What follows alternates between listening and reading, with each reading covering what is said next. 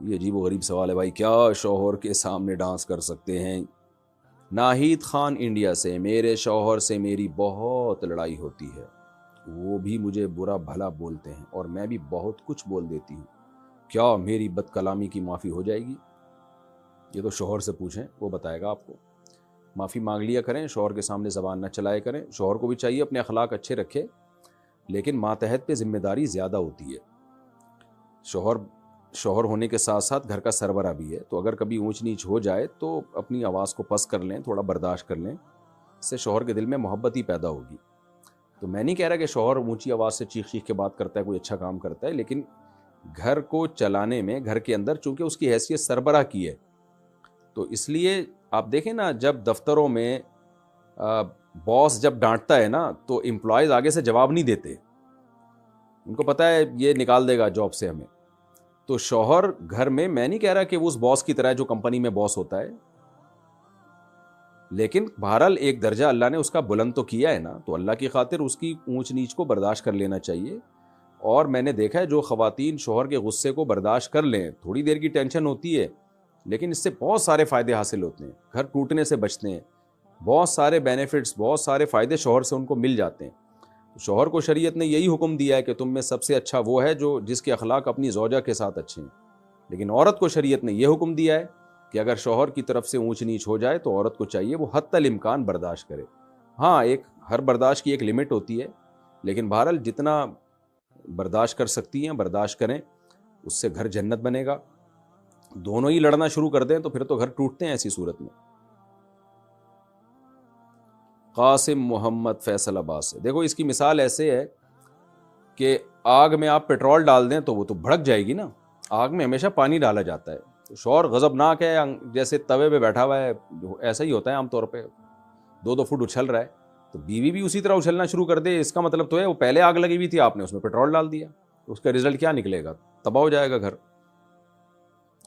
ہم نے اپنے بڑوں میں دیکھا ہے، ایک کو غصہ آتا تھا دوسرا تھوڑا برداشت کر لیتا تھا، بہت دیکھا ہے ہم نے. یہ شوہر کو پتا ہے بیوی بہت تپی ہوئی آج تو تھوڑا سا میں برداشت کر لوں، بیوی کو پتا ہوتا ہے آج میرے میاں کا میٹر شارٹ ہے تو تھوڑا سا آج میں اپنی زبان پہ کنٹرول کر لوں. تو کنٹرولنگ سسٹم ہی ختم ہو رہا ہے، اور یہ ڈرامے فلمیں میڈیا نے برباد کی ہے. زیادہ تر فلموں میں چیخ چیخ کے، ڈراموں میں چیخ چیخ کے جب دکھاتے نا شٹ اپ، یہ کرو وہ کرو اور دفع ہو جاؤ، تو یہی چیزیں ماشاءاللہ گھر میں چلیں گی. پھر یہ سب چیزیں ہمارے لاشعور پہ اثر کرتی ہیں، اور انسان لاشعوری طور پر انہی چیزوں کو اختیار کرنا شروع کر دیتا ہے.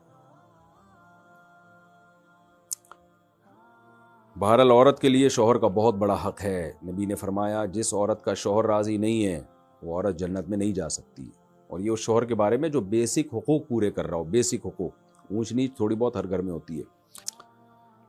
اچھا بھائی، روزیہ بی میانمار سے یعنی برما سے انہوں نے سوال پوچھا ہے: کیا لڑکیاں اپنے بالوں کو مشین سے سیدھا کر سکتی ہیں؟ جی بالکل سیدھا کر سکتی ہیں، کوئی حرج نہیں ہے اس میں. جن کے سیدھے بال ہیں وہ مشین سے ٹیڑھا بھی کر سکتی ہے. عجیب فیشن ہے، جن کے خواتین کے سیدھے بال ہوتے ہیں وہ مشین کے ذریعے ان کو گھنگریالے بنا رہی ہوتی ہیں، جن کے گھنگریالے ہوتے ہیں وہ سیدھا کر رہی ہوتی ہیں ان بالوں کو. خیر جیسے اچھا لگے. ممبئی انڈیا سے: میں اپنی خالہ کی بیٹی کو پسند کرتا ہوں اور وہ بھی مجھے پسند کرتی ہے، کیا ہم دونوں واٹس ایپ پر بات کر سکتے ہیں؟ شریعت میں اس کا کیا حکم ہے؟ اگر پسند نہ کرتے ہوتے نا تو کوئی ضرورت کی بات کی گنجائش ہوتی، چونکہ پسند کرتے ہیں اس لیے بالکل گنجائش نہیں بات چیت کرنے کی. آپ نکاح کر لیں، اس سے نکاح ہو جائے پھر آپ بات چیت کریں. نکاح نہیں ہے تو آپ کے لیے نامحرم ہے اور فتنے کا شدید خطرہ ہے اس میں. آپ کی ڈیزائرز اس کے لیے، اس کی خواہشات آپ کے لیے، تو یہی تو غیر محرم سے جائز نہیں ہے ایسا رشتہ، آپ کے لیے جائز نہیں ہے واٹس ایپ پہ اس سے بات چیت کرنا. یہ پیکیج آپ کے لیے تو ہے ہی نہیں. ویسے تو کسی کے لیے بھی نہیں ہے اپنی خالہ زاد بہن سے بے تکلف ہونا، کیونکہ وہ سگی بہن نہیں ہوتی. لیکن بہرحال ضرورت کے وقت بات کرنی پڑ جاتی ہے بعض دفعہ. لیکن آپ کا تو کیونکہ ایک دوسرے کی طرف میلان ہے، آپ کے لیے تو ضرورت کے وقت بھی بات صحیح نہیں ہے، بلکہ کسی کے ذریعے سے کوئی بہت ضروری بات بھی ہو تو کسی ذریعے سے پیغام دلوائیں آپ، کہ آپ کے خراب ہونے کا بہت خطرہ ہے، بہت خطرہ. اویس صاحب کشمیر سے کہتے ہیں: کیا شادی سے پہلے لڑکا اور لڑکی کے نام کا جوڑ دیکھنا ضروری ہے؟ نام کا کوئی جوڑ ووڑ نہیں ہوتا. بعض دفعہ چنگیز خان کی بیٹی کی شادی ہو رہی ہوتی ہے بزدل خان کے بیٹے سے، اور شوہر کا نام چنگیز خان ہوتا ہے، بیوی کا نام اچھا وہ ہوتا چنگیز خان ہے اور پرسنالٹی اس کی ایسی ہوتی ہے کہ گیروں والی پرسنالٹی ہو سکتی ہے اس کی. تو نام سے کو زیادہ وہ لفٹ نہ کرایا کریں. اور یہ جو ناموں کے جوڑ نکال کے دیکھ رہے ہوتے ہیں یہ شادی اس کی میچنگ کی ہے، یہ سب بیکار باتیں ہیں، توہم پرستی ہے جس سے نبی صلی اللہ علیہ وسلم نے روکا ہے. مجھے یاد ہے پرانے دور میں ایک دفعہ میں کہیں کسی کے پاس بیٹھا ہوا تھا، وہ جعلی پیر تھا، مجھے نہیں پتا تھا.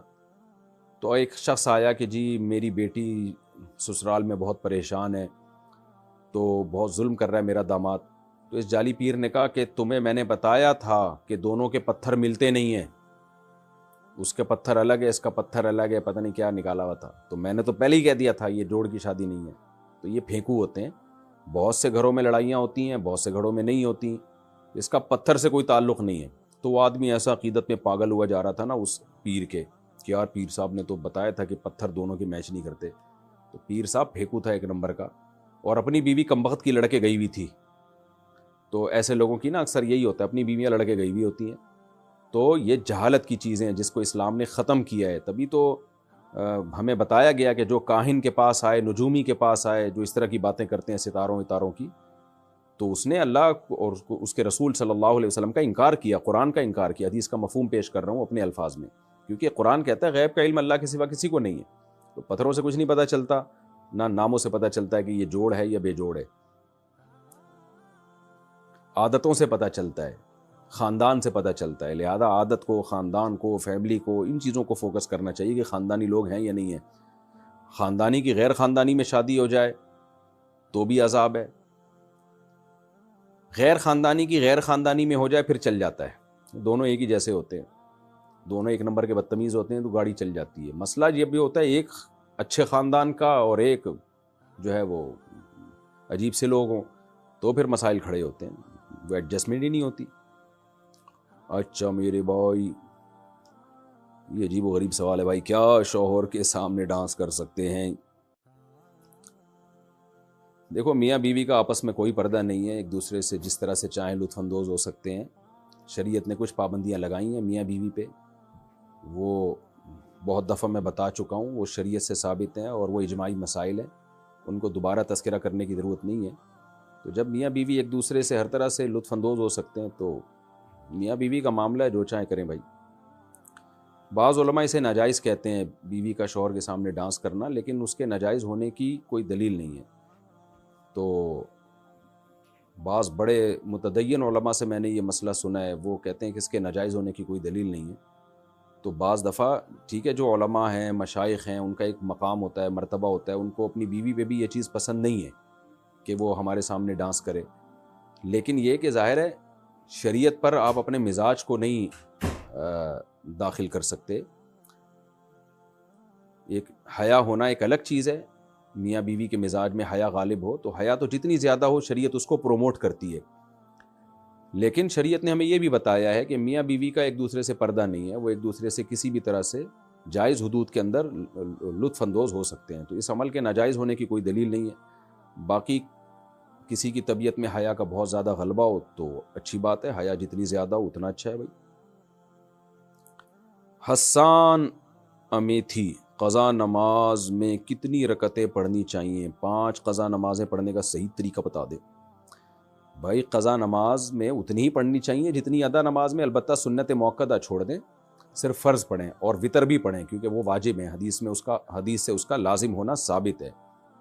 ان اللہ زادکم صلاۃ الا وہی الوتر، صحیح حدیث ہے. اللہ نے ایک اور نماز کا اضافہ کر دیا، وہ وتر ہے. من لم یوتر فلیس منا، جو وتر نہیں پڑھتا وہ ہم میں سے نہیں ہے. تو اس لیے دو رکعت فجر کی، ہاں جو نمازیں سفر میں قضا ہوئی ہیں اگر ان کو آپ اپنے مقام پہ پڑھیں گے تو وہ 2 رکعتیں ہی رہیں گی، وہ 4 نہیں ہو جائیں گی. اور جو نمازیں آپ کی مقام پہ قضا ہوئی ہیں وہ اگر سفر میں قضا پڑھیں گے تو 4 رکعتیں ہی پڑھیں گے آپ اس میں. مرچی کا پودا لگانا کیسا ہے؟ اور شریعت میں کیکٹس کا پودا لگانے میں کوئی برائی تو نہیں؟ کیکٹس میں نے نیٹ پہ دیکھا تو کانٹوں دار ایک پودا ہے، تو کوئی برائی نہیں بھائی. ہاں کسی کو کانٹے چبونے کی نیت سے لگائیں تو ایک الگ بات ہے، پودا کوئی بھی لگایا جا سکتا ہے. باقی مرچی کا پودا لگانا اگر غلط ہے تو میرا تو کھانے کا ٹیسٹ ہی ختم کر دیا آپ نے. کھانے میں تو ہری مرچیں بہت کھاتا ہوں بھائی، جب دعوت میں جاتا ہوں لوگ میرے سامنے ہری مرچیں لا کے رکھ دیتے ہیں، اور سالن میں پکی ہوئی ہری مرچیں الگ سے میں تلاش کر رہا ہوں، ان میں زیادہ ٹیسٹ ہوتا ہے. تو اگر پودا لگانا ہی ناجائز ہو گیا تو ہماری آپ نے زندگی کی خوشیاں چھین لی میرے بھائی. تو جائز ہے، کوئی حرج نہیں. میرا خیال ہے آپ کا مقصد یہ ہے کہ شاید کھیتوں میں تو صحیح ہو، گھر کے اندر مرچی کا پودا لگائیں گے تو ایسا نہ ہو سب کو مرچیں لگ جائیں. پودا لگانے سے مرچیں نہیں لگتی، مرچ کھانے سے مرچیں لگتی ہیں. تو اگر کوئی میری طرح کچی مرچیں کھانا شروع کر دے اور اس کو عادت نہ ہو، میری طرح عادت نہ ہو، تو پھر اس کو مرچیں لگیں گی اور پھر وہ ٹینشن دے گا. تو مرچ کا پودا لگائیں، آرگینک چیزیں کھائیں، لیکن جس کو مرچوں کی عادت نہیں ہے اس کو اچانک ہری مرچ کچی نہ کھلا دیں آپ، تو اس سے پھر اس کو مرچیں لگیں گی اور پھر وہ دوسروں کو بھی مرچیں لگائے گا. اچھا میرے بھائی، نائٹس کمپنی میں جاب کرنا حلال ہے یا حرام؟ نائٹس یہ کیا ہے بھائی؟ نائٹ شفٹ شاید مراد ہوگا، یعنی نائٹ ڈیوٹی جو کرتے ہیں. جائز ہے، کام حلال ہے تو جائز ہے. جاوید صاحب دہلی سے، انڈیا سے، میں جیسے ہی استنجا کرتا ہوں تو فوراً پیشاب کا قطرہ آ جاتا ہے، پھر دوبارہ استنجا کرنے کے بعد بھی ہلکا پھلکا قطرہ آ جاتا ہے، تو میں اس صورت میں کیا کروں؟ کیا نماز ادا ہو جائے گی؟ دیکھیں میرا ایک کلپ موجود ہے تفصیل سے،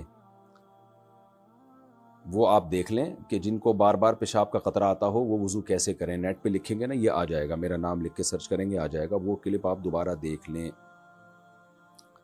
محمد سہیل انڈیا سے، شیئر مارکیٹ میں پیسہ لگانا جائز ہے یا نہیں؟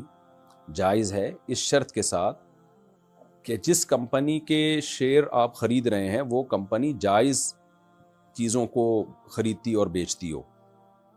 جیسے شراب کی کمپنی ہے، اس کے شیئر خریدنا جائز نہیں ہے. سودی بینکوں کی کمپنی کے شیئر خریدنا جائز نہیں ہے. تو اس طرح کی کوئی بھی کمپنی جن کا کام ہی حرام ہے ان کے شیئر خریدنا جائز نہیں ہے. باقی ان کے جائز ہے. اچھا اس میں ایک بات یہ بھی ہے، بعض کمپنیاں جب وجود میں آتی ہیں تو ان کے پاس ایسٹس نہیں ہوتے، صرف لوگوں کی رقمیں ہی ابھی جمع ہوئی ہوتی ہیں. تو ایسی کمپنی کا اگر شیئر خریدا تو پھر اس فیس ویلیو پہ تو آپ بیچ سکتے ہیں، پروفٹ کے ساتھ نہیں بیچ سکتے، کیونکہ اس شیئر کے پیچھے، اس حصے کے پیچھے کوئی ایسٹ ہوتے نہیں ہیں، صرف رقم ہی ہوتی ہے. تو وہ شیئر بیچنا اصل میں وہ رقم کو رقم کے بدلے میں بیچنا کہلائے گا. اور شریعت کا حکم یہ ہے کہ جب آپ کرنسی کو اسی جنس کی کرنسی میں بیچیں، جیسے پاکستانی روپیے کو پاکستانی روپے میں بیچیں، ڈالر کو ڈالر کے بدلے میں، تو برابری ضروری ہے، پھر اس میں کمی بیشی جائز نہیں ہے.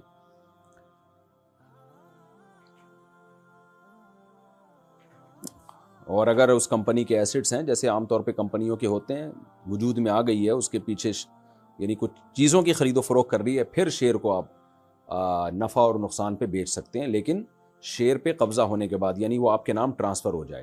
اور اس میں بھی اسپاٹ سیل ہوگا، اس میں آپ فیوچر سیل، فارورڈ سیل یہ جائز نہیں ہے. کیا بغیر وضو کے موبائل میں قرآن شریف پڑھ سکتے ہیں؟ جی.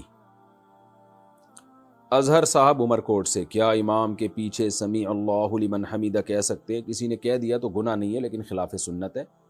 امام کہے گا سمیع اللہ لمن حمیدہ، آپ صرف یہ کہیں گے ربنا لک الحمد، یا ربنا لک الحمد حمدا کثیرا طیبا مبارکا فی، یہ بھی کہہ سکتے ہیں.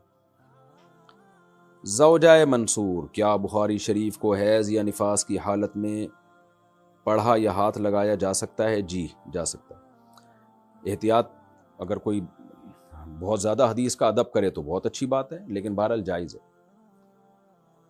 کیا حافظ قرآن پینٹ شرٹ پہن سکتا ہے؟ آج کل تو مارکیٹ میں بہت، ہمارے بچپن میں ایک حافظ قرآن تھا، پہلے رواج ہی نہیں تھا کوئی حافظ قرآن پینٹ بھی پہنے.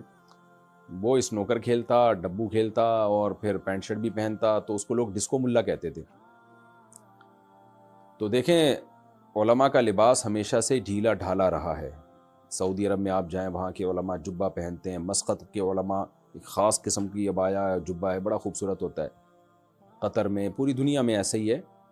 تو یہاں پاکستان میں علماء مشائخ اکثر شلوار قمیض پہنتے ہیں، کلیوں والا کرتا پہنتے ہیں.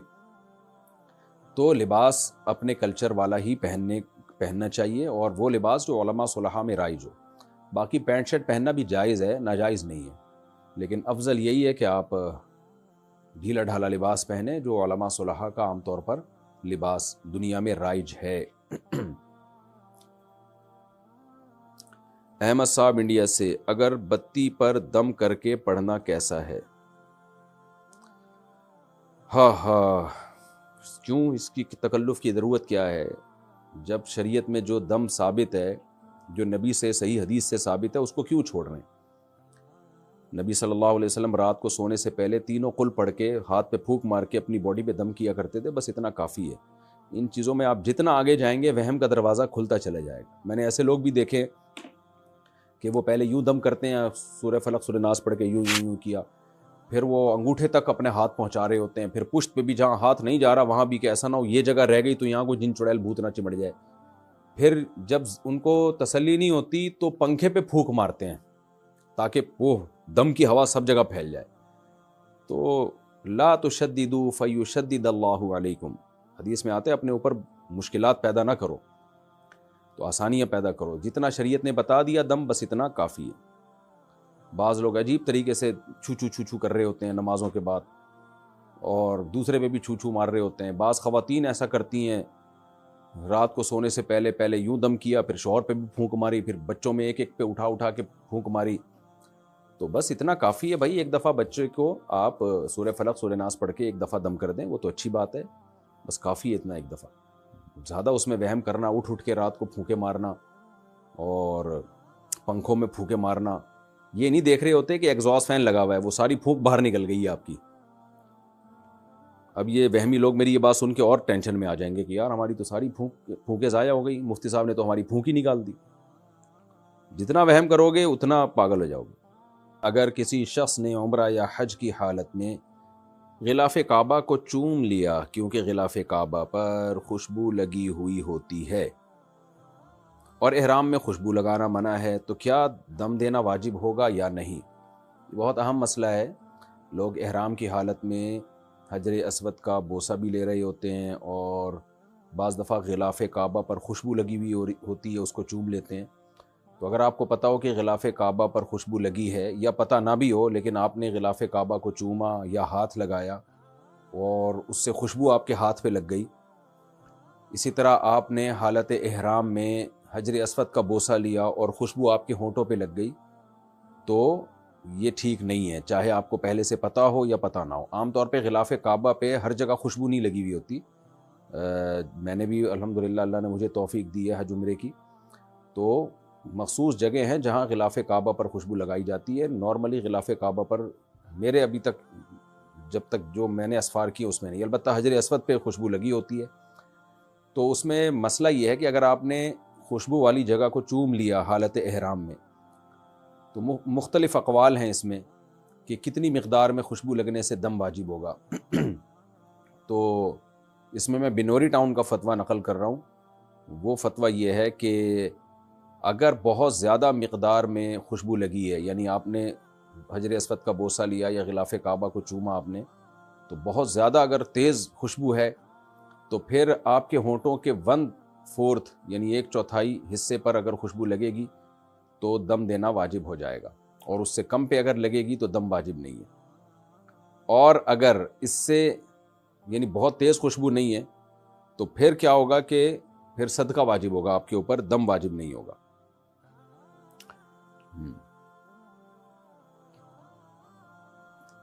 اگلا سوال ہے جی، اچھا صدقے سے کیا مراد ہے؟ صدقہ فطر، صدقہ فطر کا مطلب 2.25 کلو گندم، اور بعض علماء کے نزدیک 1.25 کلو گندم کی قیمت۔ تو خلاصہ کیا نکلا کہ اگر 1/3 عضو پر خوشبو لگ جائے، تیز خوشبو، 1/4 عضو پر تیز خوشبو لگ جائے تو دم واجب ہوگا۔ اگر 1/3 عضو سے کم پہ تیز خوشبو لگی ہے تو دم واجب نہیں۔ اور اگر خوشبو ہلکی ہے، عام طور پر میرا خیال ہے ہلکی خوشبو ہی ہوتی ہے، ایسی نہیں ہوتی کہ آپ نے حجر اسود کو بوسہ دیا تو آپ کے ہونٹ سے بہت تیز خوشبو آنے لگے، تو پھر پورے ہونٹوں پہ جب تک وہ نہیں لگے گی اس وقت تک دم واجب نہیں ہوگا، یا پورے ہاتھ پہ جب تک نہیں لگے گی دم واجب نہیں ہوگا۔ تو ایسی صورت میں صدقہ واجب ہے۔ صدقہ کا مطلب 2.25 کلو گندم یا 4.5 کلو کھجور وغیرہ کے بقدر جو ہے آپ ریال صدقہ کر دیں۔ ویسے بھی جب ہم حج یا عمرہ کرتے ہیں نا تو واپسی پہ یعنی احرام سے نکلنے کے بعد چند ریال صدقہ کر دینے چاہیے، تاکہ احرام کے خلاف کوئی کام اگر ہم سے ہو گیا ہو تو اس صدقے سے اس کی تلافی ہو جائے، اور یہ نیت کر لینی چاہیے کہ مجھ سے کوئی احرام کی پابندیوں میں کچھ مخالفت ہو گئی ہو تو یہ اس کی یعنی اس کی تلافی ہوگی اس سے۔